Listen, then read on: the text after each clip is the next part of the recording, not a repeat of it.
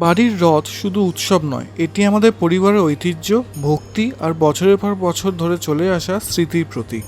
কিছু ঐতিহ্য সময়ের সঙ্গে পুরনো হয় না, বরং প্রতি বছর নতুন করে হৃদয়ে ফিরে আসে।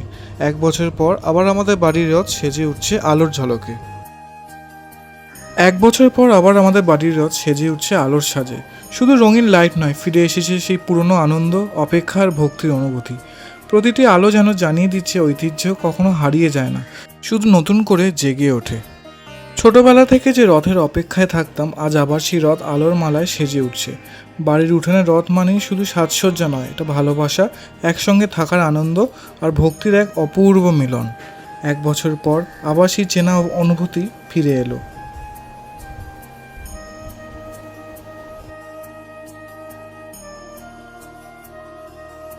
আজকে তো এই লাইটগুলো সব লাগানো হলো, বিভিন্ন রকমের লাইট, যেগুলো তোমরা দেখেই নিয়েছো। তো ফুল লুক যেটা হবে লাইট জ্বালিয়ে, সেটা আশা করি খুব শীঘ্রই তোমাদেরকে দেখাতে পারবো আমি।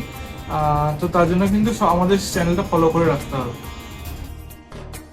রথের দড়িতে শুধু কাঠের রথ এগিয়ে যায় না, এগিয়ে যায় আমাদের বিশ্বাস, ঐতিহ্য আর পরিবারের বন্ধন।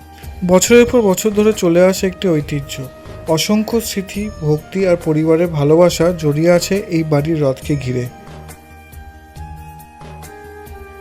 আজকে যেটা করছি সেটা হচ্ছে আমাদের প্রভুর পেছনের যে ব্যাকগ্রাউন্ড, যেটা প্রত্যেকবারই আমি চেঞ্জ করে থাকি, এইবারও তাই করছি। একটা অন্য ব্যাকগ্রাউন্ড চিন্তা করে এটা করলাম। কেমন লাগছে পুরোটা তোমাদেরকে দেখাবো।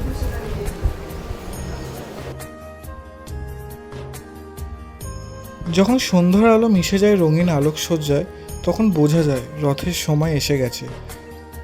আবার আমাদের বাড়ির রথ ফিরে পেল তার চেনা রূপ। প্রতিটি আলো যেন শ্রী জগন্নাথের আশীর্বাদ আর পরিবারের অটুট ঐতিহ্যের গল্প বলে।